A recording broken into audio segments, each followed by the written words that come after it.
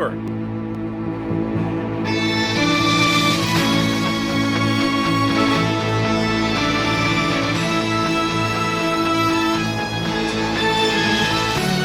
I live in fear of that hideous sound. I know, I'm pins and needles.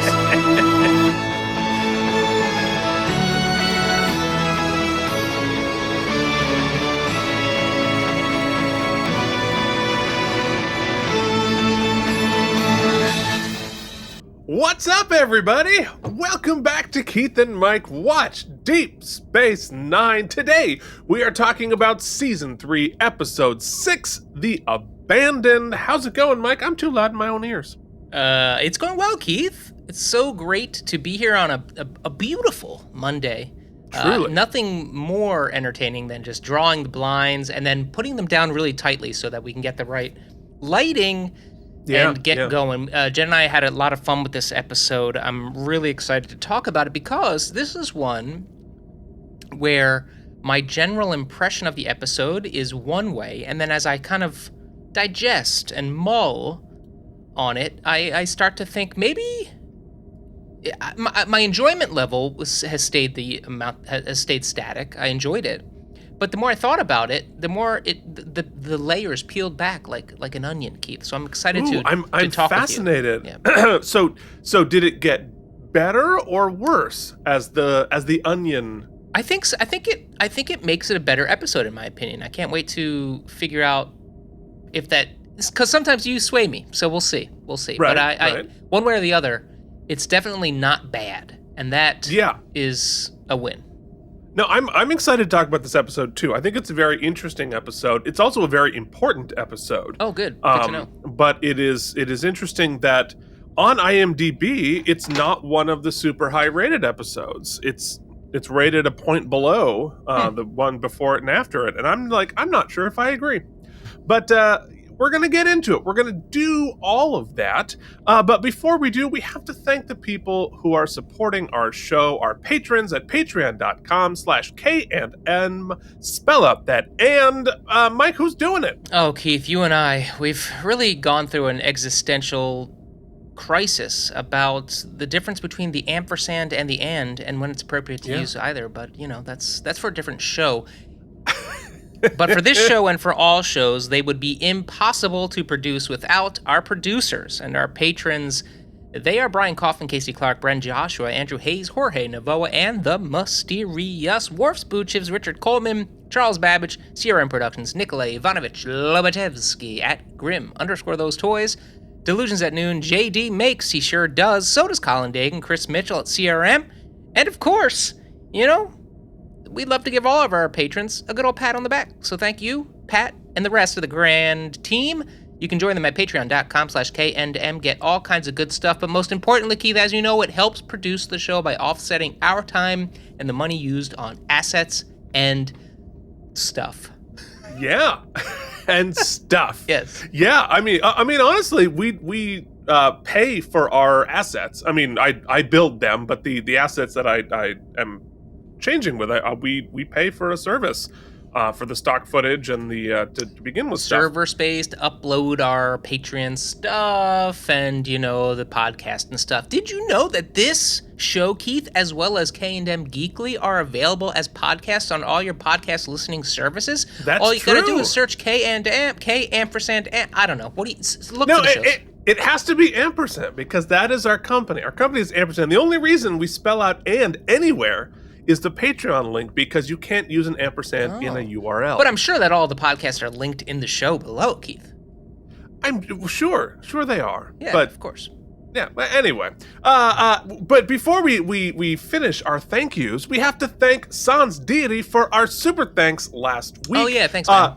You don't have to commit to the full Patreon of it all, because I wouldn't. That's too much commitment for me. That's a lot. But you can just drop a little tip, drop a little thanks right here below you on the YouTube, and we thank our good friend Sans Deity for last week's contribution.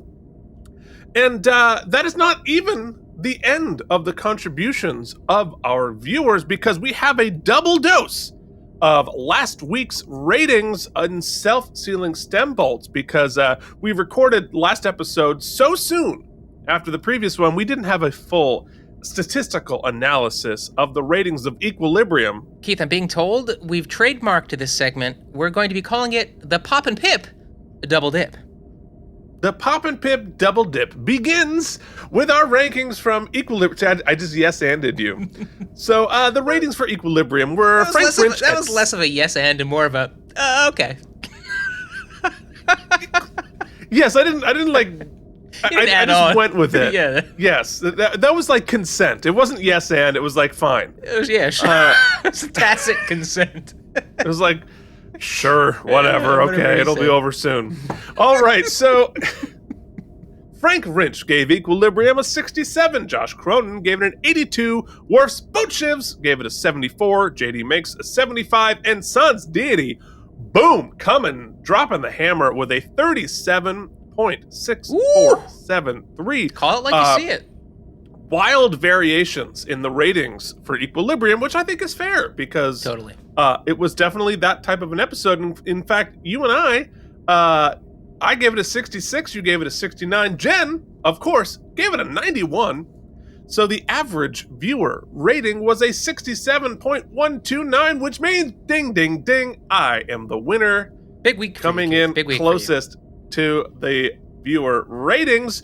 But we still have one more to do. We have Second Skin. We just have a few in here. Sans Deity gave it an 88.4388. Josh Cronin gave it a 92. And Delusions at Noon gave it an 86 for an average of 88.81, which means Michael Indaglio, you are the winner of Second Skin, coming in with an 87.5. There it is, folks. So if you want your rating read on the air, drop it in the YouTube feed right down below. Make sure you do it within a week, because otherwise it'll be too late.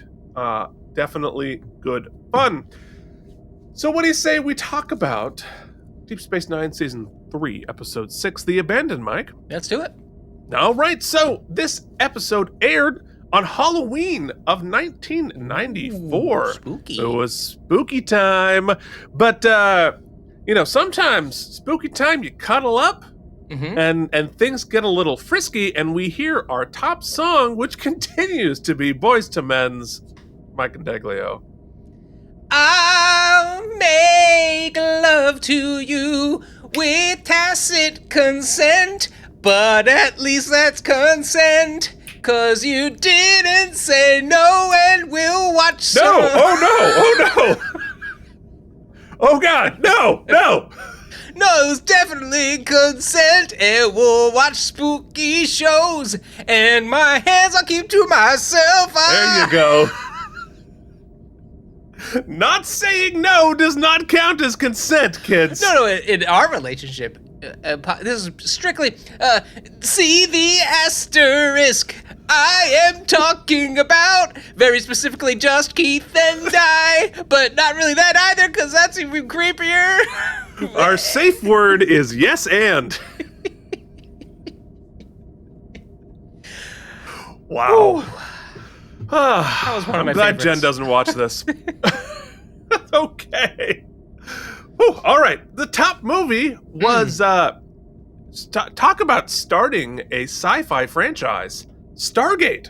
Hey. Was the original first Stargate. Keith, I have to say this. I remember viscerally seeing that in the theater and hating it. Did you the really? first film, yeah. I was like, which, it's interesting because it's not unlike the plot of Deep Space Nine. They find basically a wormhole, right? And they're just like protecting the door. But 100%. I did not. I don't remember why I didn't enjoy it. I've never revisited it, but I remember driving home and being very not pleased. Do you remember who the lead was in that movie? Yep, and I cannot think of his name, but I'm looking at his face. Big, giant, colossal star later. James Spader. Oh, it was Spader. Was the lead. But he wasn't on the TV show, though. He was not on the TV show. In the first film, I mean, come on, we spent an entire year talking about him on the Out of Practice podcast. Yep. James Spader was the lead in Stargate. He was like the scientist guy. Never did again, that's right. All right, so obviously you were hating Stargate in the theaters. True. I was watching it on VHS later. What were we watching on television that night? Oh, Keith, well, it was spooky Halloween, and so the network shows, let me pull it up here. We were looking at, some Halloween episodes. We had the Murphy Brown episode. It was called Frank Cuts. This is a new show, Keith. The 5 Mrs. Buchanans was at 9:30. Alex Then and Now, no idea what that means. In Fox, we were looking at the Clio Awards. And the NBC Monday Night at the Movies, I looked for a trailer. I couldn't find it in the brief search. I'm sure you could if you looked for it. But it was an NBC made-for-TV movie, Roseanne and Tom Behind the Scenes. To see the casting for that, yeah. But more exciting for us, Keith. I put together a little something. Let me see if I can find it. Mike did homework this week. Just a little 2 fun things, because whenever it's Halloween, people think, we got to do something special. We got to do a little. We should do something special. Monday Night Football was a big matchup. Oh wow! You actually went into the assets of our show. I did a whole thing, but it didn't. Since I rebooted, it didn't quite work so good. It doesn't. But I really. Oh, look at that! Yeah, look at that. Here we have it. Oh, that's Y.A. Tittle. Oh no! There's only one guy to kick off this Wow. thing. Apparently, it was all robots. Why is that happening? I think a screen pass would be better. Oh, there we go. Hey, team. They are pitched you to the ready Tales for the Crypt some guy. Football? Look, they did the whole. I guess they did a crossover with HBO, because that was an HBO property. They are the monsters of the Midway. The Chicago Yes. Bears. Yeah, we had the Bears game. Al Michaels, when he still cared about football. They really go for it here. They got the whole. Ooh. We got an Got a extra. fake Elvira. The creatures from the north. The Green Bay Packers. Oh wait, no, that's not Al Michaels. That's Frank Gifford. Gifford, yeah. For years, they have been at each other's I mean, it's a pretty good cold open, I gotta say. To extract that Yeah, I'm pumped. I'm ready to watch the game. All right, Keith, but I mean, that's pretty good. But when you think Halloween and you think Mondays in the 90s, there's one person, and it might have been the lead up to the Survivor Series, Yokozuna and The Undertaker. Oh. Undertaker cutting a October 31st promo. Yokozuna, the time has come for you to pay. And at the Survivor Series, Yokozuna, when the call goes out, Is that the casket match? you Yep. will know it is time for you to rest in peace. But let's also not forget.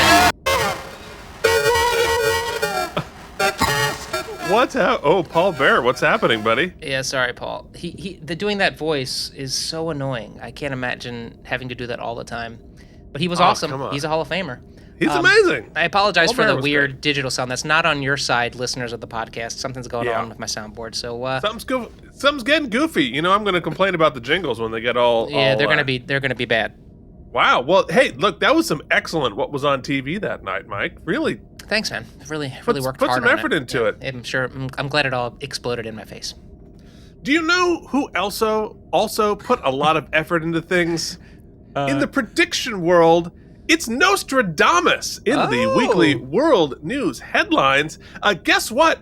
It's 1994. We don't know what's going to happen, but Nostradamus does in the OJ verdict. So if you wanted to know what the verdict was going to be a year before, just check out Nostradamus's prediction. Apparently knew the stunning answer 500 years ago. It's not on the cover, so I don't really know what Nostradamus predicted, but there it is. Well, I think a lot of people thought he was going to be found guilty, and Nostradamus is stunned. So maybe, Keith, spoiler alert for the OJ trial. Yeah. You know what? Let's not be those guys. I'm sure you can find it on streaming if you really want to watch the OJ trial. We won't give it away here. Oh yeah, no spoilers. It's funny that they put nothing else on the cover, so that clearly they had an editor. It was big. It was big, so they just put the whole cover OJ. You don't need anything else. The OJ trial sucked up all of the oxygen back in 1993, 94, 95. All right, so let's get into the episode proper, shall we? Mm-hmm. So this episode was directed, wait for it, by Avery Brooks, back with his second directing job here on Deep Space Nine. Of course, he last directed Tribunal. And this episode was written by D. Thomas Mayo and Steve Warnick.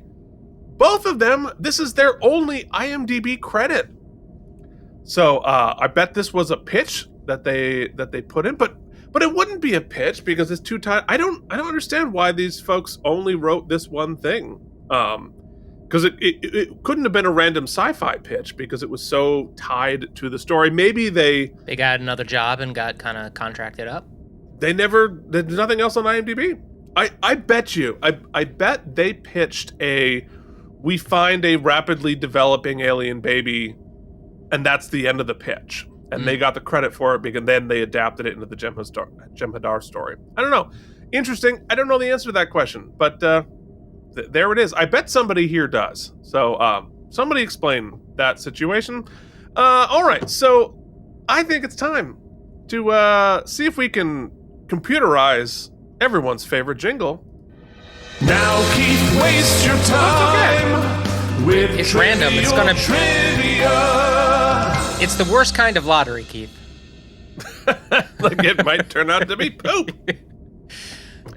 All right. So the Jem Hadar infant appears human, not as a fake out, but because you can't glue things to babies in Hollywood. Those stupid rules, you're not allowed to paint babies or glue things to their face. So that's why the Jem Hadar slowly transitions from a humanish look to the full Jem Hadar. It's kind of interesting. For the first, good chunk of the episode, once we figure out it's Jem Hadar, I was trying to figure out how perhaps it was a plant, right? Like, this wasn't how normal Jem Hadar developed. This was created specifically to infiltrate the ship, because they've shown they had another character the first time we met them that they were trying to set up a ruse to get them to infiltrate. So I thought maybe this was a different way. But then I thought, if they can just kind of beam on board, what's the point of doing it that way? So it was kind of all the ruse. Well, but it's interesting because the Dominion has already proven to both be capable of brute force, but also long-term complicated deception. Yeah. At the same time. So well, and also we've garnered a little deference from them since Odo's one of them, because they let us go, and we are currently not actively antagonizing them. We're not in the the Odo part of this is fascinating and certainly a huge part of the story. So two quick production things. According to the star dates on this show, the pilot of Star Trek Voyager, Caretaker, actually takes place between this episode and the next episode of Deep Space Nine, despite not airing until January. Cool. And the final draft of this script was turned in on August 30th, 1994, which means they turned it around from finishing the script to airing in only 8 weeks. Dang. Which is crazy to me. That's South Park style. That is real quick turnaround. And lastly, and I think this is going to help inform our conversation. So director star Avery Brooks saw this episode as something of a metaphorical study of racial tension and gang culture. According to Brooks, for me, it was very much a story about young brown men and, to some extent, a story about society that is responsible for the creation of a generation of young men who are feared, who are addicted, and potential killers.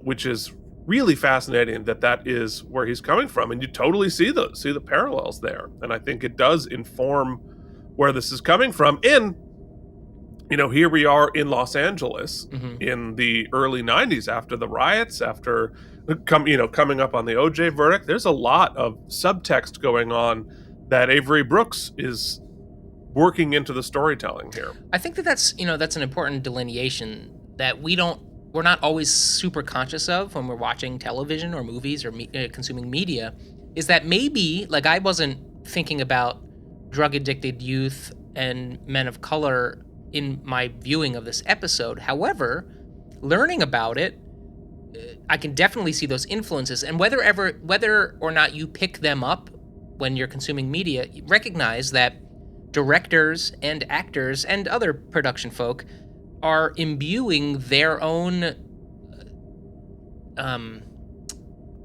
motivations and subtexts and thoughts into the media you're consuming, whether or not it's overt or even in the script, right? It's what's inspiring them does come through in some ways. Well, and certainly, stories like this, this is where sci-fi is great, is that you imbue these stories with empathy for these characters, and we're looking at a world in which, this kid, right, this Jem Hadar kid is set up by its own society through its own creation to become this thing out of their own choice, out of their own whatever, whether it's conditional, whether it's with nature or nurture, some combination of the two.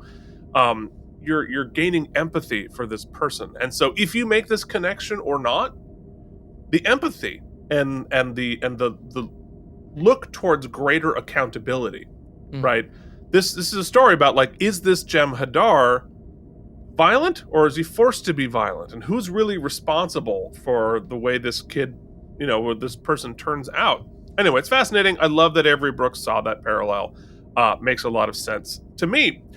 So let's talk about what Voyager was doing, and I'll tell you what, they were filming season 1 at this point. We won't start airing for another 2 months, but they were actually 2 months into filming, because the pilot of Star Trek Voyager began filming on September 6th, 1994.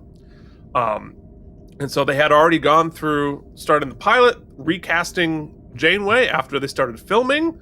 It's a crazy story that once we get to Voyager, because we're definitely going to get to Voyager, we're going to have to tell all of that story.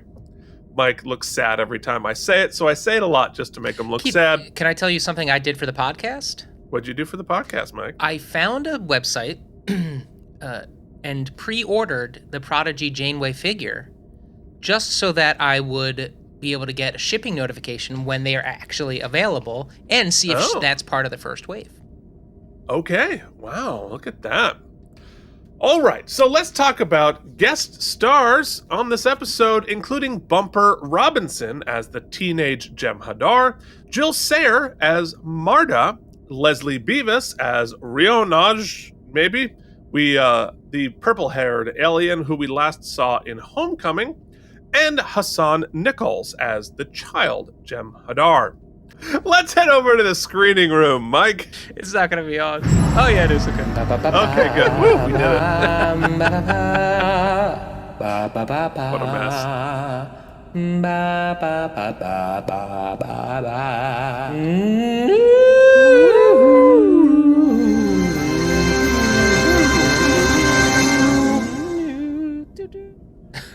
I really just keep going. Okay, yeah, you really do. I mean, it's sometimes we need to let that just play out in the clear, because it is truly majestic. All right, so in our teaser, it's a busy day at Quark's, and we shaky cam down to the Dabo tables, where the focus of the shot is, never mind, a butthead alien wins a spin and is very excited. Good. You call him Butthead, that's actually pretty good. I called him, I think I called him a Cinnabonhead. Cinnabon Head, yeah. Well, yours sounds more delicious. I could really go for a Cinnabon right now. So he wins the spin. He's very excited. The Bajoran Dabo lady grins at Jake, who is sitting at a table watching. She entices Butthead to keep playing by flirting with him, and Jake is not pleased. But Quark is, when, of course, Butthead loses. So the Dabo girl sits down with Jake and reminds him that they're having dinner with his dad. Jake says, uh-oh. Ben set it up without telling him, and we find out they're dating. Whew. What's the actor who plays Jake's name again? Sarah Clofton. And you know what his internal monologue is right now? Look up, look up, look up, look up, look up, look up, look up. That is also my internal monologue. Anyway, so the purple-haired alien lady from Homecoming comes up to Quark to sell him some salvage. It's the wreckage from a ship that crashed in the Gamma Quadrant. They negotiate, and Quark goes to the cargo bay to inspect. And inside, there's just a bunch of junk. But, a baby? We didn't really comment on that. Quark really doesn't know how to negotiate without hard flirting, right? I think Quark is just hard susceptible to flirting, and everybody sort of knows it. So he's not a great negotiator when there is a lady in question, which is understandable. So he finds the pod, and inside we hear crying, and we begin Act 1. Bashir inspects the baby, while Sisko I have my own baby container. You do? Well, they cry, so you want to soundproof it. Also, it's really cheap and looks sort of sci-fi. So Sisko is annoyed with Quark for accidentally human trafficking. Dax says the purple-headed alien is gone, and Bashir says, I don't know what species this baby is, but it's growing at a remarkable rate. Sisko picks up the baby and is delighted. Dad mode engaged. Dax says they're going to reach out to an orphanage, but Sisko is too excited. So, cute baby. And so you can see here, according to the behind the scenes, they attached the little goober on the forehead, and it's not even glued. It's like just sort of KY jelly just to make it stick. Did you ever see Sacha Baron Cohen in his, I think This Is America series, like did a thing testing out stage parents and what they put their baby through? And it is one of the most like upsetting and terrifying sequences you've ever seen. I don't know if you watched The Rehearsal with Nathan Fillion. Not Nathan Fillion, I keep saying that. Nathan, the comedian, Nathan For You. It's an HBO show. Yeah. It's insane, and what parents will allow them to do with it, because he uses a lot of babies in this experiment he does, and it's pretty crazy. It's probably a similar thing. Yeah, it's terrifying, but this seems pretty reasonable. His name, Nathan, whatever. Yeah. So Dax teases Sisko about how entranced he is by the baby. Sisko talks about how much he loved raising Jake when he was little.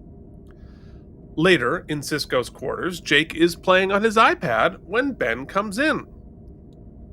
Which is, again, this is the 90s. That is exactly what everybody's doing right now, and it looks exactly like that. It's pretty cool. So Jake is pissed that his father invited Marta, his girlfriend, over for dinner, and he's clearly nervous. So in sickbay, Sisko shows up for an update on the baby. But guess what? The baby's no longer a baby. It's a full-on child who looks to be about 9 or so. And they've clearly went to Garrick's to get him some Jem Hadar outfits already.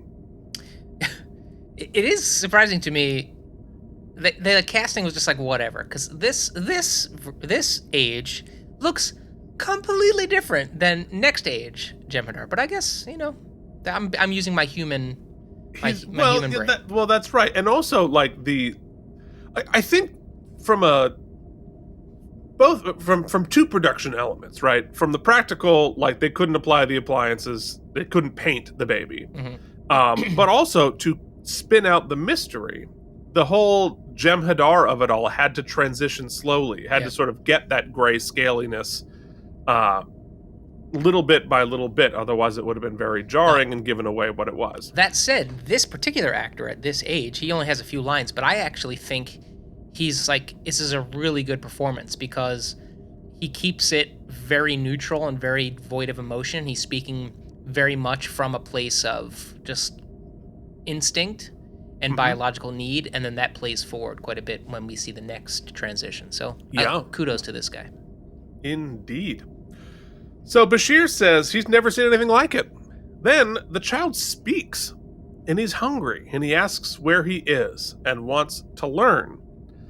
He has advanced language skills and cognitive skills apparently built into his genetics, possibly, probably artificially created. Because you really think about the genetic technology it takes to instantly have language and cognitive reasoning. Like, that's some pretty high-level genetic work. Well, think about that, right? So millions of years of evolution just to encode basic survival skills for some animals. Like, right. For us, it seems bite the thing that's bothering you. Yeah, I mean, there are mammals that are much higher developed than us, and fish and stuff that can walk right away and can kind of hunt right away. But this is pretty. Language is pretty advanced. Language is pretty, and English.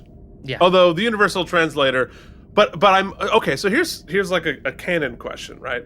So universal translator will translate, whatever language into English if it knows it. So it clearly has already learned whatever Jem Hadar speak, right? Whatever the Dominion speaks. The fact that it translated it right away means they should have known, so the translator is familiar with whatever this language is. Or, as you said, the founders are so advanced that they programmed the Jem Hadar to speak all languages they might encounter. Totally possible. But I think the language of it all gets Greeked, on the show a lot. Even though, like, they would have... Actually, Enterprise did a good job of addressing this a little bit by, it's set in a prequel, so there's the universal translator is not nearly as powerful as it is. So you deal with a lot more language issues, which I would imagine would be a big part of it in real life. So anyway, we go to the cargo bay, and O'Brien shows Cisco the pod the baby was found in. And we find out that apparently it's a stasis chamber designed to keep the baby from maturing. And they talk a little shop and discuss dinner with Marta. Apparently she's 20 and Jake is 16, so that's a hard no. Cisco agrees he's going to put a stop to it. O'Brien makes a joke of it that would not fly today. I mean, like, I get it, but also, like, reverse the genders and have your college junior picking up his high school junior, or make Jake 18. They picked very specific numbers that make it a little too ambiguous. Well, I mean, the idea is we're trying to make it uncomfortable. We're trying to make it that she's too old, and also, like, she's walking around with basically no clothes on the entire episode. Although I address it later, the actress is not 20. She's 18 and like a day, which is a little uncomfortable. Well, also there's the hard implication, they've never outright said it, but there's a hard implication that Dabo girls aren't just cocktail waitresses. Well, that's certainly the hard implication if that's what Quark would like to do. Cisco shut it down, but it's never explicitly stated, but there's, like I said, there's inference, and they are highly sexualized, yes. Whatever they're doing. Yes. And that is very clear. But, which is not to say that there's any, like, even if they're doing sex work, that's totally fine. Like, that's, as long as it's truly consensual and mutually beneficial. I'm just saying that would adds a wrinkle to your parental to dilemma. The discomfort for No, I think I'm trying not to get too caught up in the age thing, because I think that the message and the what they're trying to say with the back and forth, not just about Ben's lack of knowledge of Jake's growing, but also the assumptions made about Marta. So no, and I other than the age, the child adult barrier in the age gap, I really like that part of the story. Well, and then let's say with a high degree of certainty, because we know the writers and the lore and whatnot, that they're not having a sexual relationship. It does not appear. It seems like they're having a very emotional and literary relationship. Literary. Yes. Well, clearly that's not the only thing they're doing. Mm-hmm. Anyway, let's just keep going. There's some light petting. Yes. Mild petting. Yeah. Okay. So later, Kira goes to hand Odo a bunch of old dead flowers to help him decorate Odo's new quarters. He's never had quarters before, and she wants to come in and see, but Odo is reluctant. But eventually he lets her inside and shows her that it kind of looks like the sculpture garden filled with those silver snake deals we all got for Christmas in 1992. Did you get one of those? Yeah, dude, totally. Yeah, of course, we all did. And it was instantly recognizable, like, oh yeah, everybody's like uncle gave every kid that because they didn't really know what to get them. Yeah, it was cool. It was mandatory, 1992. Anyway, it also kind of looks like the sculpture garden on the Changeling world. And instead of a bucket, what he's decided to do is goo around the room, exploring himself, which sounds way dirtier than I intended. I mean, what time? I was 14 when this episode came out. I was gooing around the room and exploring myself too. Who amongst us was not? Wow, you're right. When you say it out loud, that's not. Poor mom. Oh, Rita, I really hope you watch this episode. Mike, you want me to wash these socks? No! They just shattered. Explicit. Yeah. Put an explicit warning on this episode. Why can I flip these with a spatula? Oh, right. This is disgusting. Where was I? Okay, so... golly. Odo no longer uses the bucket because he's evolved, but he's kept it as a memory of how he used to be. Kira realizes that she's intruded, but he says she's always welcome. He then symbolically puts the flowers into his old bucket and smiles, and Kira is delighted. And I'm delighted by this character development for Odo here. So many stories are being told in this little scene. Tons of stories, and it's not overplayed. But think about the Odo we knew in season 1, season 2, basically before he found his people. This is again where Deep Space Nine's real strength is, right? What happens changes the characters. They're actual character developments, and we see Odo blossoming. As a character, as he's starting to grow. Odo, and because of Renee's casting, which I think is pretty ingenious, and throughout has very much felt like an elder statesman, very much felt like a mature voice with gravitas. Right. And here, and how wonderful here in an episode where we're sort of dealing with Jake's adolescence and his growing into a man, that we see Odo almost kind of revert and restart a journey from his sort of adolescence, knowing who he is with full knowledge of his self and kind of growing along as well. That's a really good point. And I think that is also part of the human condition, right? Because we are conditioned to grow up as fast as we humanly can. And like as fast as we possibly can, throw out the childish things and be old. And so, there are fewer older people in the universe than like 20-year-olds, right? And then you start to become a little bit more comfortable in your own skin. You start to get to know yourself a little bit better. Not that way, Mike, but and you start to re-embrace stuff that you'd put. And frankly, not to get like too deep into it, like my relationship with Star Trek was this way. Right? Because as a child, I was a huge Star Trek fan, huge Star Trek nerd, loved everything about it. My enthusiasm was unbridled and public. Then, you get bullied, you get picked on, in school, and partially because of it, and you start to associate it with vulnerability. So you sort of like, that's for kids. I'm going to put that aside. And then you spend your 20s sort of not really paying attention, sort of stepping away from it.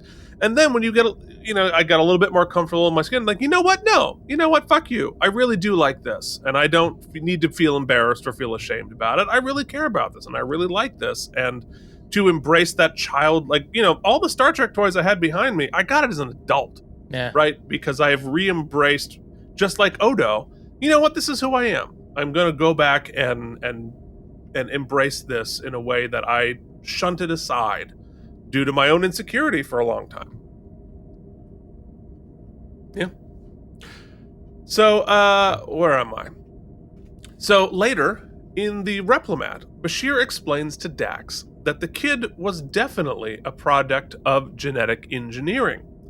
And he's missing a key enzyme that if he doesn't get large quantities of, he will literally die. Bashir doesn't understand why they would engineer him with such an obvious flaw.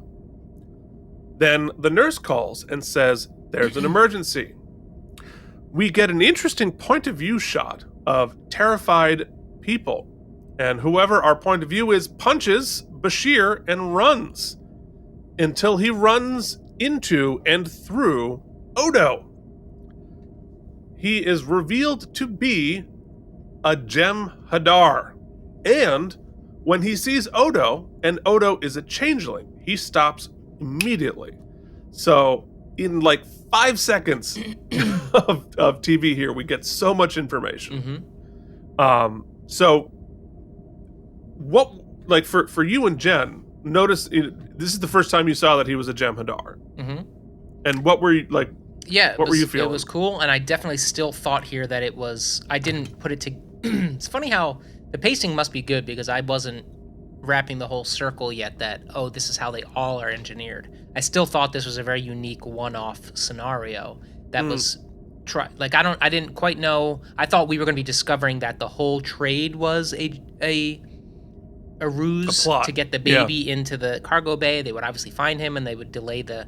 But I think that's good. I don't think that was unintentional, right? I think is specifically left ambiguous so that as we learn more, we find out kind of how maybe dastardly the founders really are, because to just kind of they're basically human trafficking, right? They're like getting them addicted and I mean, making them subservient and they're sort of enslaved and addicted and just literally a subservient species that you invent yourself.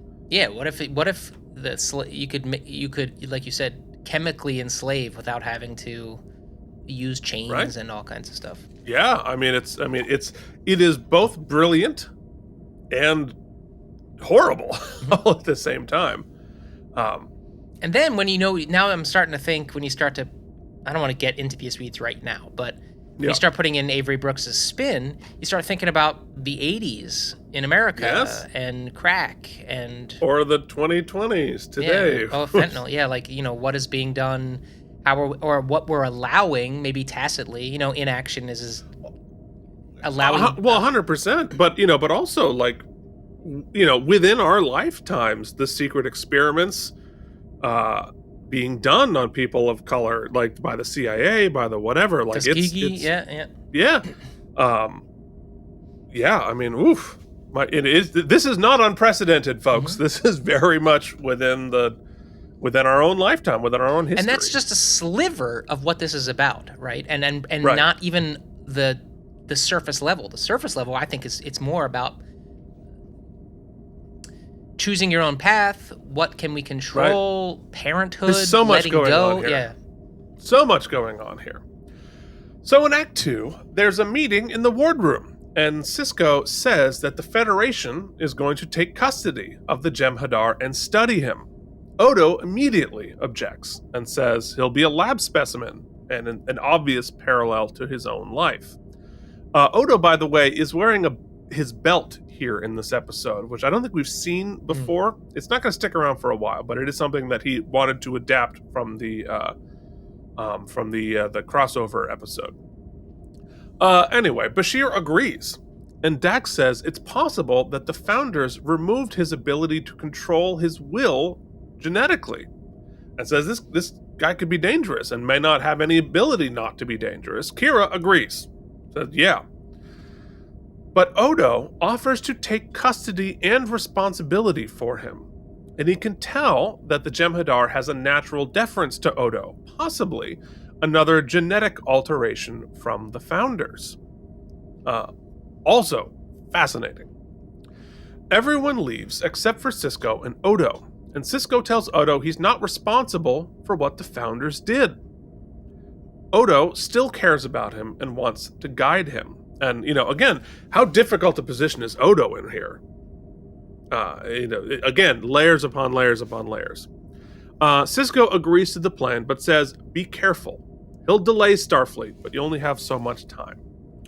So we arrive at the brig, which now has a big, beautiful conference table. I'm guessing for people to meet with their lawyers. Makes sense. Yeah, fair. And the Jem Hadar is freaking out, and Bashir is trying to explain what's happening. That he's going through withdrawal from the missing enzyme. Odo arrives, and the Jem Hadar calms down immediately. He tells him to sit down, but apparently he was given the genetic ability to speak a full language, but does not know how to operate a chair. Well, as you can see from the screenshot. Chairs is a bridge too far. chairs are hard. Bashir can't get him to cooperate with more testing so we can figure out how to synthesize the enzyme. Maybe, Keith, Mike fixes plot hole. Maybe they've also been engineered, if they're an enslaved species, they don't get R&R. They don't sit. They don't relax. They're constantly working around in That would make sense, sure. They don't do chairs.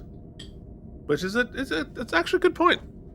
You'd think, though, process of elimination, you could probably make a better guess as to how if to you're sit that on smart, it. yeah. I mean, educated guess. Like, how do I operate this chair? Let me hop and down on it. I can speak 100,000 languages, but chairs are tough. Yeah, fair enough. Anyway, Bashir's trying to figure out how to synthesize the enzyme, but Odo says, cooperate, and he does immediately. Odo tries to get to know him and figure out what he wants. And all he wants to do, Mike, is fight! And Odo tries to make him smile. It's awkward. I think Odo smiling, period, is awkward, but also trying to make him smile, awkward. So we cut to the fateful dinner in Sisko's office. And Sisko serves Marta some really spicy shrimp Creole. Hold on, can we time out? This is my favorite sequence. Awkward. So weird. Awkward. So, Sisko serving something crazy spicy on a first date it's a bold choice. Mm-hmm. I mean, I might have asked her if she likes spice first, because the Bajorans they basically only eat softened roots and stuff, and so I think he wanted to maybe get her to start farting so that she would embarrass herself and Jake would be no longer interested. That's what I think. It's all. It's a fart. Wow. Yeah. Well, fair enough. It all comes back to farts in the end at some point. Make sure to stick around to the very end of the episode for Chancellor Jen's comments. Okay, I can't wait. So he asks. It should be said that she might not be 18. She might be 18 here, Keith, but she reads old. She reads 100%. A lot older than him. It's coming up in my thing, which I think is. I was like, oh, okay. She's clearly 36 and has been on many things. 1,000,000%. Yeah. Yes. Oh yeah. So the casting here is interesting. She's great, but the makeup looks and she acts 30, which accentuates the age difference. Yeah, it was weird. Despite the character being 20 and the actress only 18. Well, because when Jake leaves the room and it's just Ben and her, I was like, oh, I could sense some heat. Well, sure. Yeah. But yeah, no, she definitely does not. Yeah, it definitely makes the age difference feel like whoa. Yeah. Which is obviously not her fault. She's gorgeous, but clearly the lighting and the makeup or whatever sort of made her look older than she was. Anyway, so we learn more about Marta. Also, just Jake's performance is still very youthful, right? Even as he's maturing and getting older, and that's fine. There's nothing wrong with that. It's just hard to, and maybe this is good as a viewer, actually. It's hard to swallow his, not swallow. It's hard to get up to speed with his maturation, but that's what Ben's dealing with too. So it's sort of analogous. And also I think it's the perfect reality of being 16, right? And it's like you may have an adult's body, but your brain is still kid. in a lot of different ways. You have a foot in both camps. Yeah. And it's a very awkward time for any number of reasons, and also why we should not treat 16-year-olds like adults, because their brain's still 16. Anyway, so where am I? Oh, so we learn more about her. She's a war orphan, estranged from the rest of her family because she became a Dabo girl. But she's also so her family's super judgy, like Ben. But she's also a writer, and she outs Jake as a great poet. He's also a writer and plays Domjot. Ben is learning a lot about his son.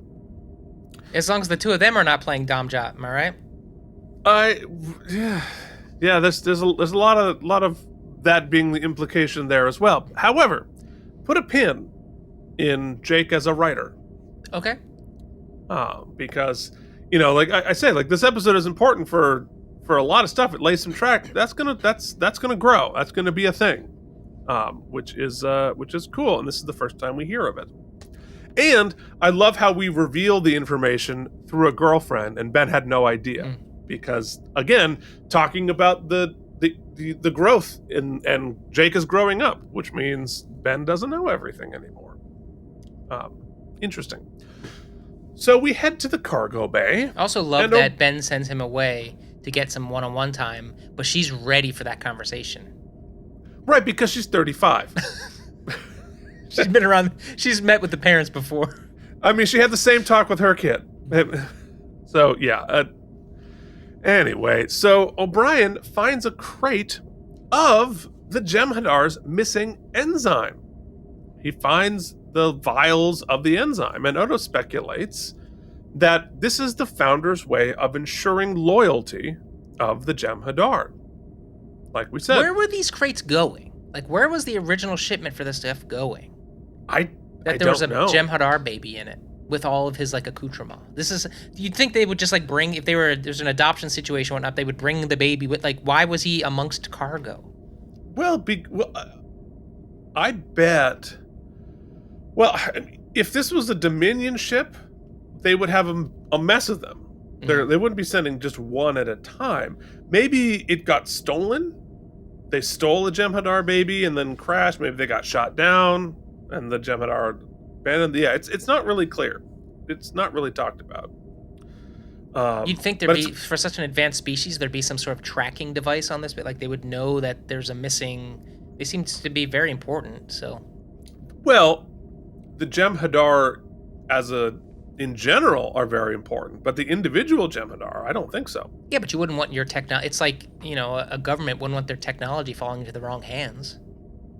We could reverse engineer their sort of systems. In fact, Bashir does just that. Yeah, that's true. Well, it depends on how, if it was stolen, maybe it was, it's a pretty impressive feat to steal a Jem Hadar, period. They'd probably be able to do it without being detected. I would imagine that the Founders would have warehouses full of Jem Hadar babies ready to put into play when they need them. Sort of like the Clone Wars sort of a deal. So, I don't know. Before the Clone Wars came out. So, anyway, Bashir and Odo attach the device that pumps the drug into the young Jem Hadar and starts giving it to him, and it helps the withdrawal almost immediately. And now that he's feeling better, he wants to stay with Odo. Can I say, Keith? Yes. We've seen a lot of amazing designs, right? For some reason, it's simple details, right? For the rest of the episode, when he walks around in his little suit and he's got the little tube thing, I think it's the coolest alien design I've seen across Trek, for me. I just think that little thing, just the kind of thing with so many stories being told, and it's almost a Vader-esque mask kind of thing, keeping it pumped in. Do we see those on all the Jem Hadar, if you go back and look? You do. In fact, I mentioned it. We see them starting in this season. We didn't see them the first season. They hadn't developed it. But I mentioned in the search, part 1 or part 2, I forget which one, that there was a little detail in the Jem Hadar uniform that I wasn't going to point out. That was it. I think it's so cool. We see the tubes. It's so awesome. It's brilliant. Not just from a design perspective. I think it's really cool, and then it's like slowly dosing into them. But it continues to tell a story of like the horror and the treachery. Like these people are so, and it adds such a cool level to the Jem Hadar, because they've up to this point, for me at least, been sort of salivating bad guys, right? But now we see that they're also an oppressed people. Right, and they have a vulnerability for the first time. Yes, and a kryptonite. So it's so many levels. I mean, honestly, I completely agree with you. The drug, I mean, I'm not gonna. It gets named later, but like, I think it is genius. I also think there's a creator out there that we haven't met yet that has somehow got a little bubbler and has inserted it into a Jem Hadar, and it has the activated little tubey, and I want to see it. If you've got it, or if you haven't, I mean, that's really hard to do on that tiny scale, though. Somebody did, or something, or maybe on one of the bigger figures. I'm just saying, it's a cool idea. It's a concept. I mean, it's absolutely genius, and the what we learn here about the design of the Jem Hadar, like, you know, what they are, where they are, what their deal is, which is why I really like this episode, because it informs. You know, this is not going to be the last we see of the Jem Hadar. Spoiler alert. Right. But this is all so important and so fascinating and so well thought out, right? The founders designing them, they're really well designed. And their skin is very much like they're clearly built as defense shields, right? And they're the tanks going in, and they're the tanks, you know. But like the genetic design of the whole thing, it elevates the founders as an adversary. Like, they're so smart, they're ruthless, but their whole plan here, their whole idea here, really well thought out. Including the addiction, including the way. Well, maybe you shouldn't tell me, but like the Jem Hadar can't be the only species that the founders have created. Clearly, if they had this technology, they'd create a whole class system, right? You'd D&D it. Well, yes. Well, and you know, we know the Vorta. Oh, right. So, who are the sort of the thief, I guess. Well, they're the brains. Yeah. They're the people. Oh, the Vorta. Who was the girl who was like the ruse when they were trapped? Yeah, that was a Vorta. Okay. Yeah, so we've met two of them so far, and they're in charge of the Jem Hadar. They're the middle management. Okay. Who are the face, because the founders don't reveal themselves, or hadn't until we met them, and we know that they're genetically manipulated as well. So yeah, you're right. All right, so Odo and the Jem Hadar are in Odo's quarter. They discuss Odo's difficulty mimicking humanoid faces. The Jem Hadar talks about his instincts. Odo is better than everyone, but he is better than everyone else. He's been bred to believe that the founders are always right. And Odo tells him that the founders are not infallible, and neither am I. And he asks him, what do you really want to do? Like, who, and you know, again, so there's genetic knowledge and also genetic will.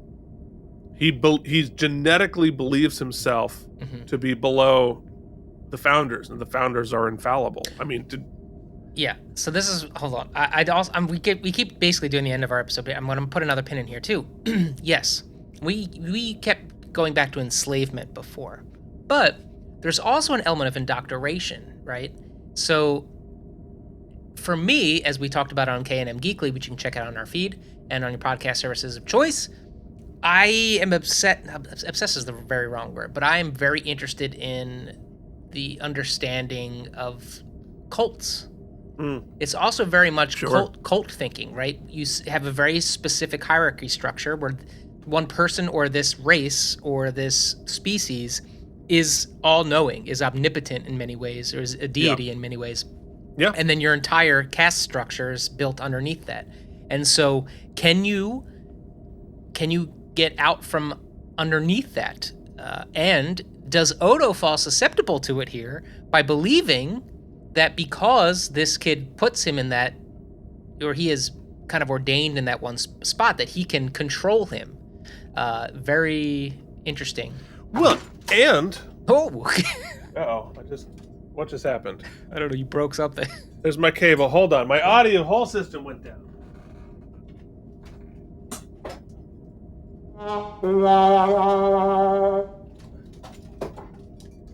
Just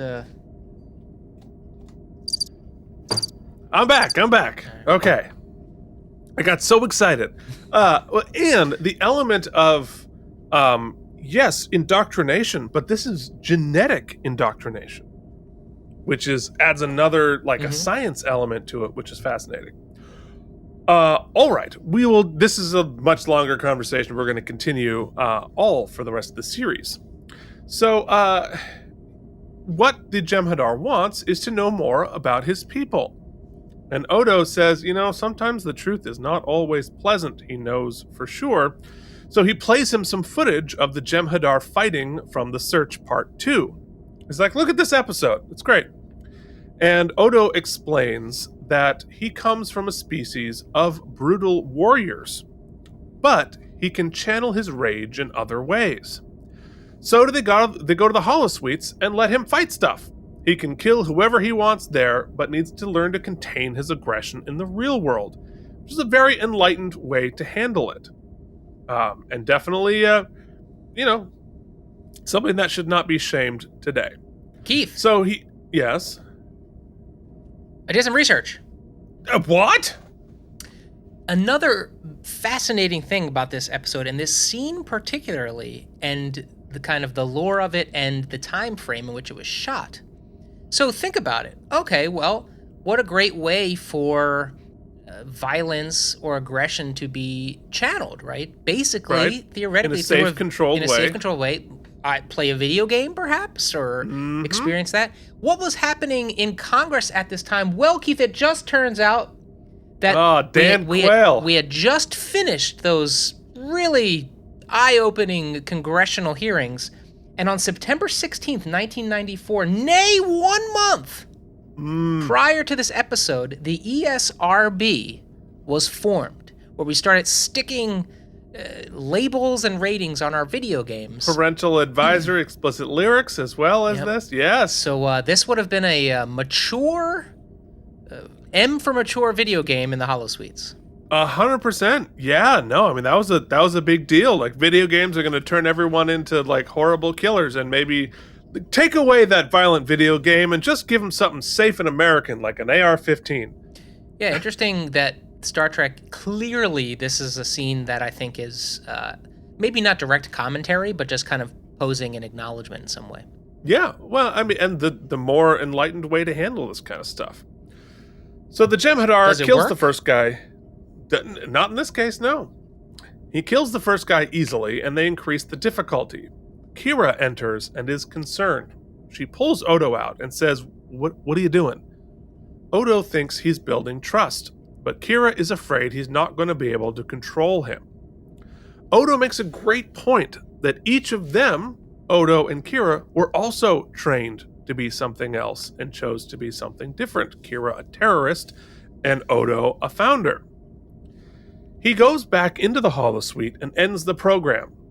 They walk through the promenade, and everybody is afraid of the Jem Hadar. Odo asks if he cares about anything other than killing. And the Jem Hadar says, nope. It's interesting they never give him a name. I will point out, Ben, Avery Brooks really biffed it here. This weird blocking of having Avery lean against a pole, and then not Avery, Renee lean against the pole and then peek forward from it. It really was weird. But that's all. That's my one critique. It was weird. Yeah, there's a couple weird. The first shaky cam. Yeah. The POV. Going into Odo's. I'm like, what are you doing? Anyway, so Cisco calls, and Odo has a security guard escort the Jem Hadar back to his quarters and goes to Cisco's office, where he tells Odo that Starfleet is going to pick up the Jem Hadar in 5 hours. Odo protests. Then the Jem Hadar becomes visible in the office holding a phaser, says, "You're not going to send me anywhere." Which leaves me to one question here, and I don't remember if it's addressed later in the series. It probably is. But the ability for the Jem Hadar to cloak is genetic and not technological? Are they cloaking or is he winking, right? Is he winking between two spaces or is he did he no, sneak he's around? Cloaked. Okay. He's cloaked. Because that's you even can't more teleport. scary. That Right. would be super scary. Because I always assumed that was genetic, but in this case, technological, but he's able to do it without the technology, so I'm a little unclear. So somebody answer that question That's a below. good I'm point. sure it's been addressed, and I just don't remember it. That was the one thing I was like, huh? Anyway, still pretty cool. He obviously overpowered the guard and got a phaser. So we begin the next act, and the Jem Hadar says, "Give me a runabout. I'm getting out of here, and I'm taking Odo with me." I also love here, and we've earned it, right? We've earned that Odo and Ben have a whole conversation here with no dialogue. Odo says exactly what's going to happen, and he's like, here's what Ben's going to do, and Ben is completely on board with it. A, because it's the only tactical real move, but also just an utter trust between these two men. And that's saying something because Renee in many episodes, Odo in many episodes has acted in a not Starfleet manner, right? He has Right. done things. He's skirted the surface of the correct ethical thing to do. So I thought this was just a cool, we're all on the same page strategically moment. Yeah. So they walk through the station, and Odo tries to convince him to go somewhere different than Starfleet or the Dominion. And he offers to go with him. So let's go somewhere where there's neither of them, and let's go together, which is crazy when you think about it. But the Jem Hadar says, I just want to be with my people, with the Jem Hadar, and that you have been corrupted by these humanoids. So Sisko and 3 security guards then beam to the airlock and block the way to the runabout. Which makes sense, but Odo says, let us go.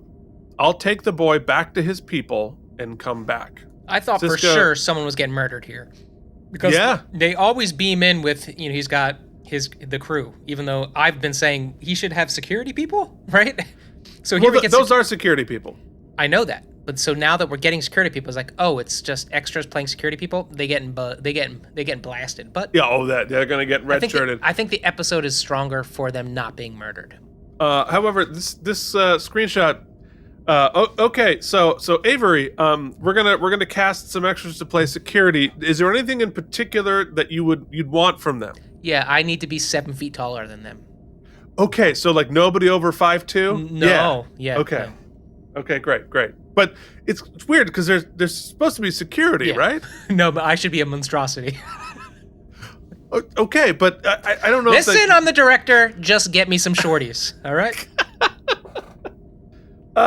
So Odo says, let us go. I'll take him to his people and come back. And Sisko says, what makes you think he'll let you come back? And Odo says, I don't believe he can hurt a changeling. And so Sisko agrees to tell Starfleet that he couldn't stop him without killing the boy, which is true. And the Jem Hadar says, I now know that anyone who isn't a Jem Hadar is an enemy. And they head off. So later, Jake and Marda walk through the promenade. Sisko has decided to let them keep dating. And Odo sits down with Kira and tells her that, you know what?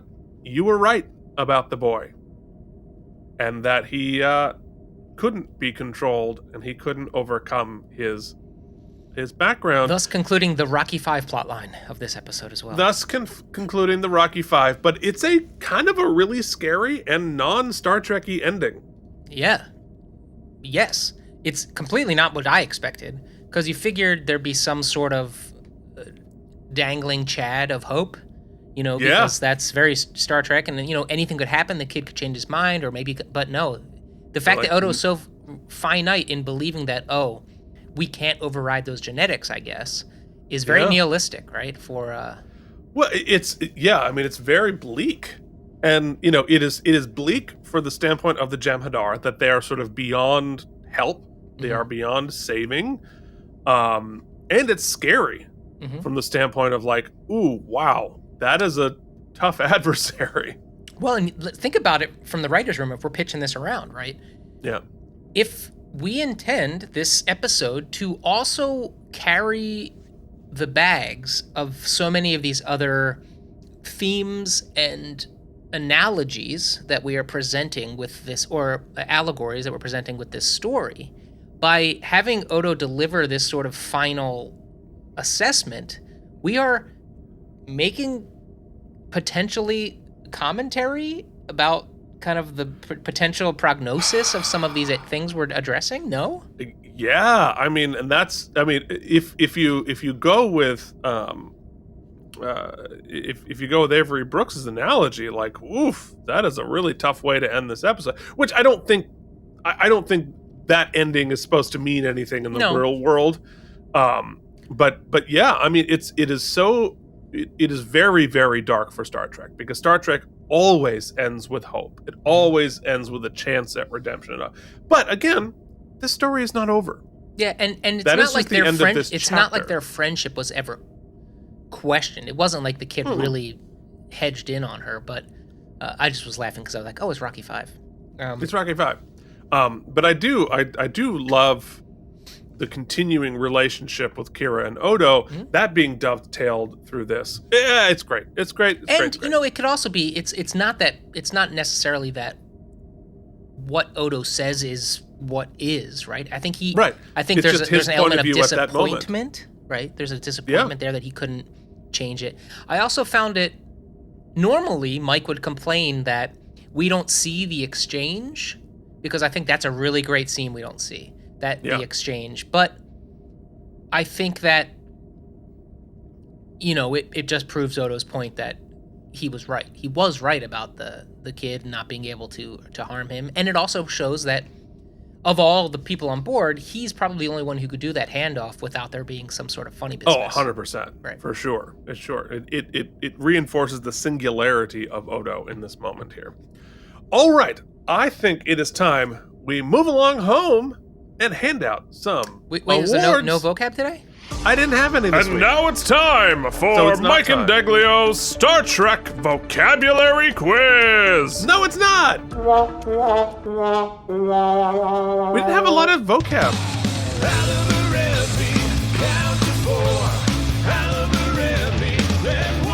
Mike, what is statutory?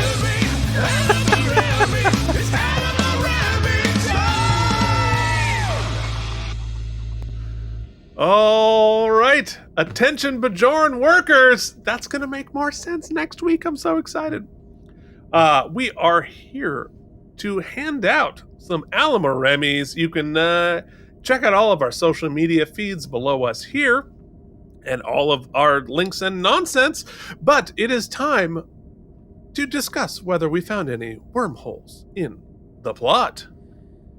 Yeah, I mean, for me, the only one that stuck out at first, and I guess it doesn't matter, was, like I said, how did the baby get there? Was it who remind me at the top of the episode who he was bartering with, Quark was bartering with? She was a smuggler junk trader that we've seen before.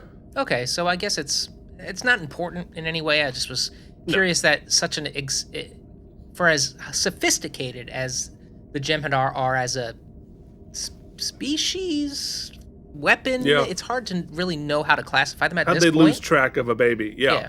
So that bothered me a little bit at the top. I guess that we could talk about I don't know if it's a plot hole, a wormhole, but it sort of is. Anything that I think takes away from the storytelling is, I think the specific numbers they placed on Marta and Jake is a wormhole, because it's not quite right. It's a blemish in the time-space continuum of the episode that I just think we could have done better. But outside of those things, those little quibbles, I don't really have much. It's a 3D chess episode, because it's working on so many levels that I think it's pretty straightforward, so there's nothing too hard. I would say that you could probably point, if you knew more about the lore, which I don't, there's probably some inconsistencies with the chemical substance and all that kind of crap because they're kind of inventing a lot of lore for the Jem Hadar. So hopefully they see that through. But I couldn't clock any discrepancies between now and things we've seen in the past. Yeah, I mean, I agree. How do we come across a baby? Sure. My question about the cloaking technology that was genetic, I guess, we get into we can go really far into the weeds. All right, so do they have sort of a chameleon thing? If it's not technology, if it's biological, it's a chameleon thing. How come it works on the clothes? Blah, blah, blah. That's true of all cloaking things of all time. So that one, I just have a question. I don't necessarily think it's a wormhole until I have more information. The other thing that really sticks out to me as particularly silly is the costuming of the Jem Hadar, because they sort of gave him a Jem Hadar outfit right at the very beginning, even when he was a kid. And then it wasn't like, oh, he's a Jem Hadar. Well, we know what they would usually wear for clothes. They just sort of gave it to him from the very beginning. Right, because he would have been naked, right? Right, yeah, so they had to keep replicating him Jem Hadar outfits and not space jammies like you'd normally have. He should have been just like a neutral kind of, yeah, you're right. That's a good point. Not important, doesn't really, but, yeah. It doesn't, and it would have looked silly, right? And that wasn't the story that we're telling. What's funny is that, there's some nebbish little, nerd on set who's like, we put him in a more neutral, and writers and director people have to be like, nobody cares about that. We got to go on. Yeah, it's not like 30 years from now, there's going to be this thing called the internet, and people are going to, people who have no qualifications, who, there's only 3 networks. Idiots are never going to talk about this for hours on a video, platform, because there's no such thing. Should we fix the makeup up? It's not like anyone's going to AI upscale us and you're going to see that high definition. Yeah, don't worry about it. There's no such thing as high definition. Yeah, all right. Anyway. So that's really all I had. Yeah, I think that's fine. Let's talk about best moments. Oh, man, this one's tough. This one's tough for me. There's a lot of good ones. There's so many good scenes. The scene, I actually think the second scene with O'Brien, where is it where Ben's like, I want to learn more about my son. I think that resolve is really great. But if I had to boil down, for me, I think the best scene is my best moment is that moment with Kira in the beginning, Kira and Odo in the quarters. I just think, like we said, it's an embarrassment of riches. You have so many storylines that are kind of meeting in this beautiful little scene. You've got 2 amazing performers who are adding an extra element. I found myself getting a little choked up when he puts the plant in the bucket, because there's so much symbolism that I don't even really fully get what they were trying to say with it, but there's just so much. It's about their friendship continuing in a new way, him in a new way, plants are rebirth, even though it was a dead plant, but why did she give him these horrible dead dried? It was like those potpourri / fake things you would stick in. You remember when you walk into a Frank's nursery and crash that has that smell? My grandmother would do that. Yeah, you'd stick them in that styrofoam, and you'd walk in and you'd be like, my mom had them too, and I was like, nothing about this resembles. Why would you want this in your house? Anyway, that's what it was. Kira's like, hey, my plant died. I'll just give it to Odo. He doesn't know what a plant is. And this weird sort of, it was more of a feeling than an idea of a moment in adolescence where you're like a little too old for your young friends, and it's changing over to a new type of relationship. He's a little embarrassed to let her in. She can sense that she's a little embarrassed, but at the same time, but there's also something between them. It's so much good stuff. Well, in a lot of ways, you have 3 characters going through different flavors of puberty. Yeah, very much so. But there's also a lot of letting go, right? Because Odo's also taking on what's it like to be a father. And Ben is letting go of being a father in some ways. Oh, there's so much. It's all of it, yeah. And I 100% agree on the best moment. It is that scene. It is the character development. It is the relationship development. It is all of that. Fantastic and so exciting to see that blossoming, not like the dead flowers Kira brings. All right, let's hand out some self-sealing stem bolts. What do you say? No! Oh! Why is it screaming? It's so. I gotta figure it out. It's really. I can't tell if it's OBS or my board. It's. Oh, that's terrible. Oh, it's just. I apologize, everyone. Oh, you know what? Wow. You get some stem bolts. Hell yeah, they are self-sealing. Yeah, there you go. That might have been worse. I don't know. Is that going to line up in post? Who knows? No. If you start it, I can line up because I can hear you what it's going to sound like. It's never. Great. You can great. never. I can never start. It's backwards. Okay. Yeah. Well, fine. Let's hand out some stem bolts. Yes, let's do that. So yeah, I thought it was a really solid episode, and yes, clearly they're planting some seeds, but nothing so vital is taking place. There's no actual there's no real ticking clock or drama. I don't think though they present him as potentially dangerous, I never feel any actual threat from him, and I think they established that very early on. Not with Odo there, no. Yes, correct. And I think they established it very, very early on with that first scene of them in Odo's quarters where they're establishing the hierarchy. And so you would say, well, so there's not a ton of stakes, so it's not a consequential episode. But however, this is one of the prime examples, I think, of just multi-level storytelling. You can take it for just the sort of A to Z plot where there's a conflict presented, a mystery solved early, some scenes happen, and then it's resolved at the end. And it's an interesting way they resolve it, and I think it's, but there's so much storytelling and multiple narratives and allegory taking place all together. It also aired on Halloween, and it's kind of a scary-ish kind of episode, so I think that was well done. And the fact to think it happened so quickly in 2 months, and I think a lot of this has to go great performances, but to Avery Brooks, who I think was able to thread a needle of so many multiple esoteric themes and make them feel cohesive. And this, of more than most episodes, we watched this on Saturday. It's now Monday, so 2 days of 48 hours have gone by, and I've been thinking about it a lot. I've been thinking about my dad, and I've been thinking about.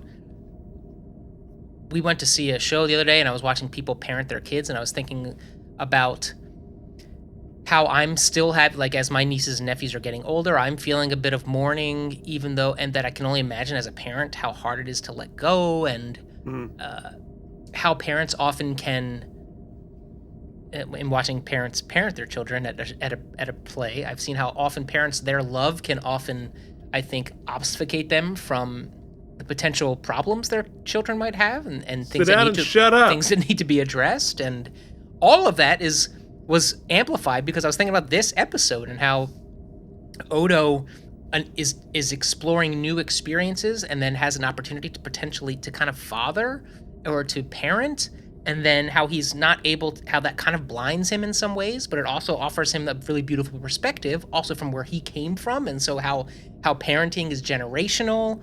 And then, speaking of generational, what are the things that are our birthright? What ideas do we think are ours that were actually kind of implanted into us from our parents, or implanted into us from our society, or implanted to us from prejudice of others that were that we wear? What chemicals are drugging us into a cult-like behavior or thinking? And what societal hierarchical ideas are inbred in us? And if you think you're not susceptible to that politically, or from news, or from what the algorithm tells economically, racially, socially. Watch a show tonight with commercials, and what do you do the second a commercial starts?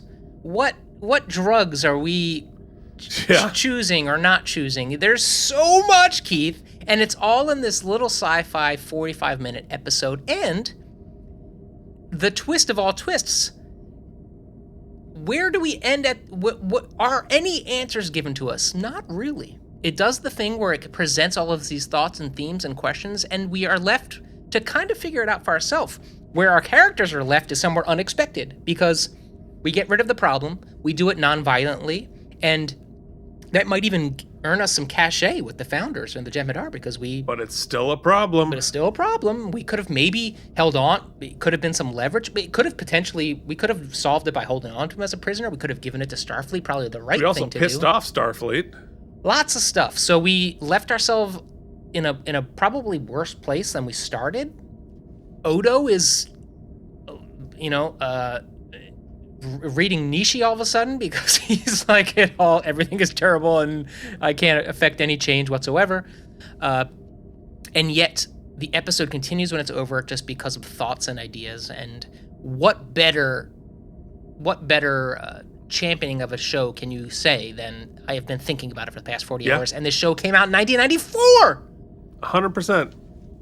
So I would have said 87 2 days ago. A great episode. But now, even knowing that it's planting seeds, it's grown to a 91 in the past 48 hours, and potentially could continue to grow. So I'm gonna, right here as of now today, I'm saying 91 stem bolts. Yeah, I mean, I agree with everything that you just said, and I think I'm just not going to restate everything you just said, but I'll say this, just reinforcing the track that this episode lays, right? And the stuff that I keep thinking when I think about Deep Space Nine, and I think about all the fun craziness that's going to happen later, I think about how foundationally important the intelligence of the founders is, and how well designed their whole deal is. And we see that in the construction of the Jem Hadar, the genetic ability to make them tough and strong, to make them violent, to make them aggressive, to make them subservient, both by genetically, seeing the founders as gods, and through the subservience of drugging, of having the drug, right? Like, that just makes the adversary so interesting, fascinating, and logical, and it's the world building of it all that just makes it really exciting to think through, like, well, what do we do now? How do we counteract that? What's going to happen with all of these various things? And to not dumb down your opponents, right? You're in good writing and good storytelling. You don't make the adversaries, you don't make your characters smarter or dumber than they are, and you don't make your adversaries dumb for plot contrivance, right? And so everyone is working at the height of their intelligence, and I think that is what, and then you problem solve there. That's where it gets really interesting. That's where it's really fun. So, love the track that this is laying. I think it's one of those things where you're right. The stakes of this episode aren't as high as the importance of the storytelling. The importance of this is very important. So much of this information is vitally important moving forward. The stakes aren't that high. It doesn't really matter. But also the continuation of Odo's journey is fascinating. Right. Going through his weird adolescence here, continuing to, because for season 1, season 2, he was wrestling with, who am I? Where am I from? Right.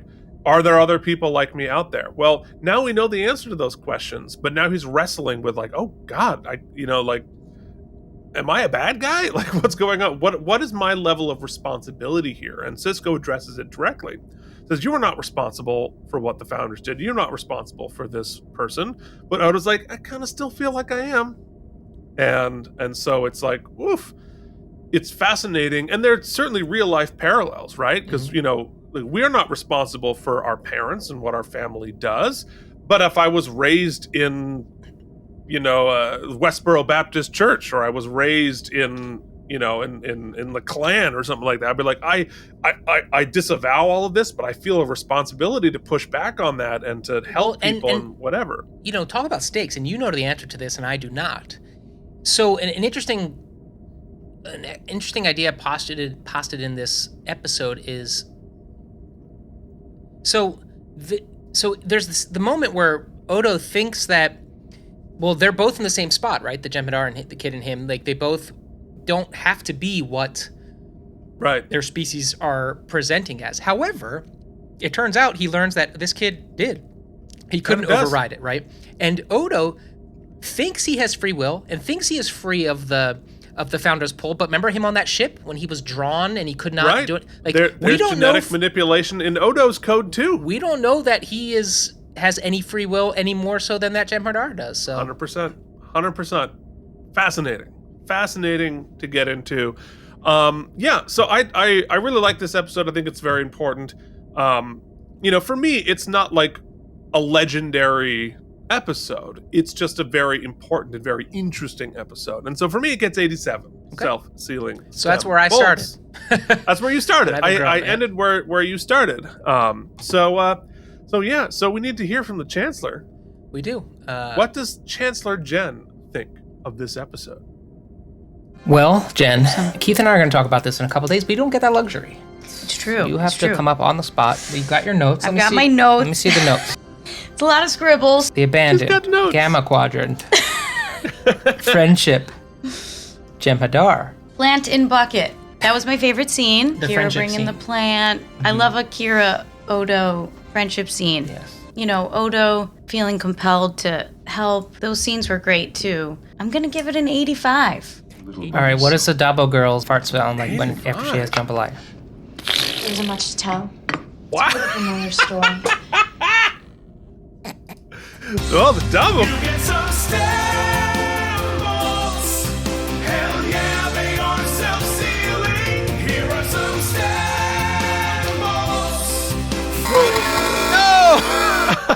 Oh, it was good up until that moment. So she gives it an 85.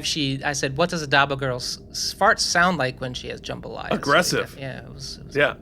An aggressive fart from the Dabo girls. Okay, so if you would like to get your rating in self-sealing stem balls, please leave a comment below. You don't have to write a whole treatise.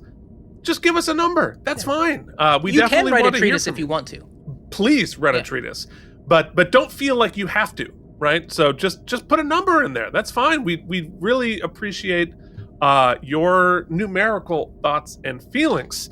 All right. So next week we will be here with Civil Defense, which is one I reference every week and is one of my guilty pleasures. Okay. So here we go. Civil Defense. I'm so excited about this season. If you're still here, please give us a like, give us a subscribe. If you haven't already, you can leave us a tip. You can join our Patreon at patreon.com/KNM. Please check out our Look at My Star Trek Toys show. Also, K&M Geekly. This one and Geekly are available as podcast feeds. And if you're just listening to this, do us a favor, leave a rating and review on whatever podcasting service you are listening to. I'm excited. This is fun. We will see you back next week with Civil Defense. Till then, this has been Keith and Mike. Watch Deep Space Nine. Here's hoping. Thank you for watching K&M Entertainment.